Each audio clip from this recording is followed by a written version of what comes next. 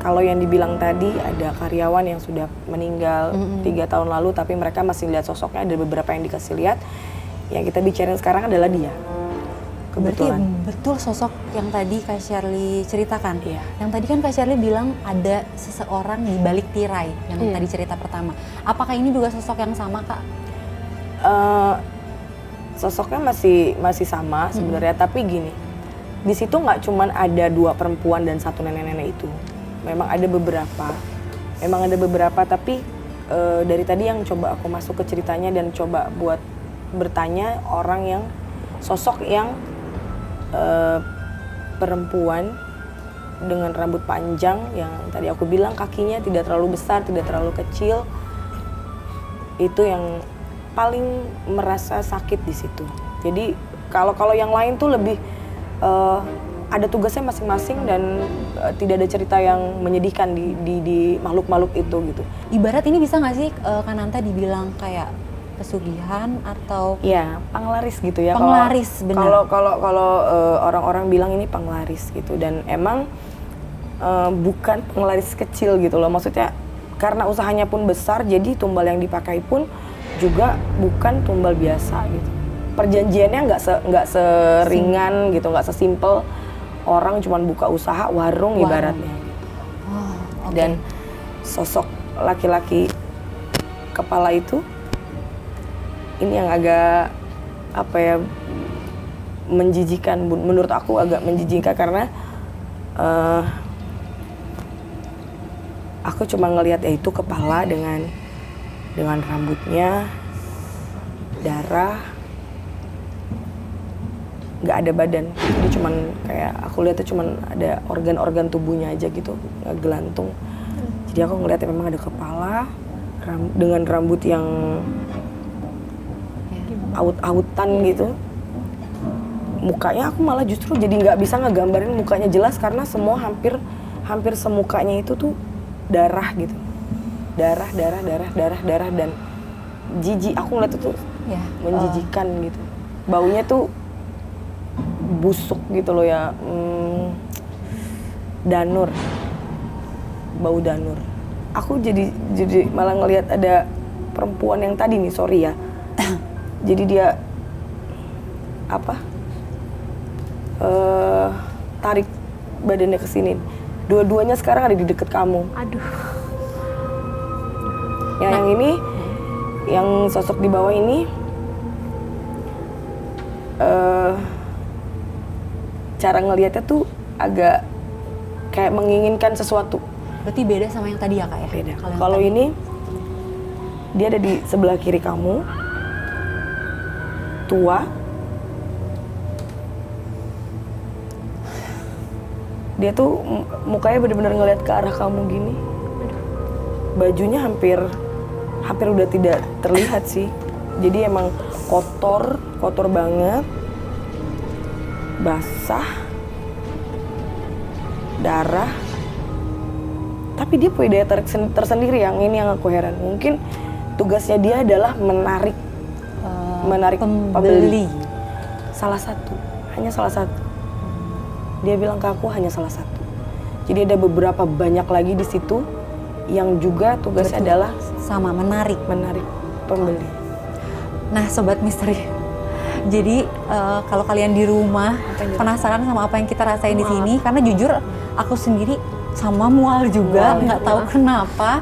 Terus ini di studio juga rasa-rasanya nggak enak ya, Kananta ya. Iya. Apa sih yang menyebabkan sebenarnya, yang sebenar-benarnya tadi kan sakit. Terus apa sih yang menyebabkan dia itu mengganggu karyawan-karyawan di situ? Terus mereka tuh ingin menyampaikan apa sih ke karyawan-karyawan di situ gitu loh? Apakah mereka cuman usil, gue pengen nunjukin aja ada gue di sini, atau sebenarnya mereka pengen ngasih tahu sesuatu gitu kan, Anta? Sebenarnya kalau kita bicarain yang tadi udah meninggal, karyawan yang sudah meninggal yang juga salah satu tumbal, dia ini yang datang ke sini yang pasti bukan dia. Dia sudah pulang kan. Ini sosok yang sama dengan dia dan yang mendampingi dia. Gitu. kita kan lahir ada Iya, pendamping kan yang persis sama dengan kita 100%. Ketika kita meninggal biasanya ada yang lihat sosoknya, itu sebenarnya yang dilihat adalah yang mendampingi kita. yang mendampingi, bukan sosok almarhum Iya. sendiri, Karena kalau yang udah meninggal kan sudah udah ke Tuhan ya, pulang dan nggak mungkin nggak ada di sini. Dia lebih ke ngasih tahu dan ngasih rasa bahwa di sini tuh kerja harus fokus, jangan sampai kalian kayak saya terlalu percaya sama orang, terlalu menyerahkan diri sepenuhnya, akhirnya gampang buat ajak Iya. gitu. Jadi kadang gangguan-gangguannya dia itu buat bikin kalian fokus, jangan sampai lengah. Pesannya dia bahwa ya percaya sama orang boleh tapi tidak 100% gitu. Kerja di situ, kasihlah yang terbaik tapi jangan menyerahkan diri. Jangan 100% ada di situ. Oke. Jadi kalau bisa untuk pembisnis jangan sampai hal yang kalian lakukan itu jadi ada korban orang lain yang sama merugikan. sekali tidak bersalah ya Kananta ya. Ini kan Kak Shirley ini masih kerja di sana ya Kak ya? Iya masih ya. Apa sih yang harus dilakukan oleh Kak Shirley biar gangguan-gangguan goibnya ini tuh nggak terus berdatangan? Karena mengingat capek juga pasti kan Kak Shirley ya, menjadi seseorang yang diganggu terus aktivitasnya. Karena bukan cuman, aku percaya bukan cuman fisik aja yang capek, tapi pasti energi kita seperti terambil gitu ya Kananta ya? Iya. Nah, apa yang bisa dilakukan oleh Kak Shirley? Kembali ke niatnya, kamu kan mau cari nafkah di situ buat keluarga, buat kamu gitu kan. Jadi fokusnya ke situ dan yang pasti deketin diri sama Tuhan. Karena ketika kita yakin Tuhan bisa selamatin kita, maka itu bekerja. Jadi sebelum minta tolong sama orang, kalau orang awam bilang orang pinter, tahan dulu, sama Tuhan aja dulu. Fokus, jangan pernah kosong di tempat kerjaan. Zikir seingat kamu, semampu kamu, sebanyak-banyaknya, dan doa aja setiap mau kerja bahwa kamu di sini niatnya mau cari nafkah. Terus kamu bicara di situ juga boleh bahwa kita hidup masing-masing. Saya cari nafkah untuk keluarga saya. Berdoa sebisa kamu, pasti kamu nggak akan diganggu. Karena ketika kamu semakin risih, semakin takut, semakin mau tahu, dia semakin ganggu. Rasanya semakin besar. Tapi kalau udah kamu mulai cuek, kamu mulai fokus sama kamu kerja di sini 100%, gue cuma mau kerja, mau cari nafkah buat keluarga, dah itu semuanya bakal hilang perlahan. Nanti kalau misalkan ada gangguan-gangguan lagi, kamu tahu kamu harus baca doa apa, kamu harus berzikir apa gitu, kamu tahu minta perlindungannya sama siapa. Iya. Aku yakin itu lama-lama akan hilang. Berarti niatnya ya udah niatnya kerja aja deh, ikhlas gitu ya. Iya. Walaupun memang aku tahu pasti nggak gampang Iya, nggak buat Kak gampang. Shirley, karena Kak Shirley ini orangnya sangat sensitif banget, mengingat Iya. apalagi mungkin kalau ke tempat-tempat baru ngerasain nggak nyaman juga Iya. gitu.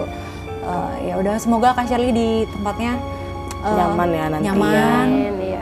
Mudah-mudahan berkurang lah ya Kananta ya, Iya. gangguan-gangguan goibnya. Sobat Misteri, tadi kita sudah mendengarkan pengalaman mistis yang dialami oleh Kak Shirley di tempat kerjanya.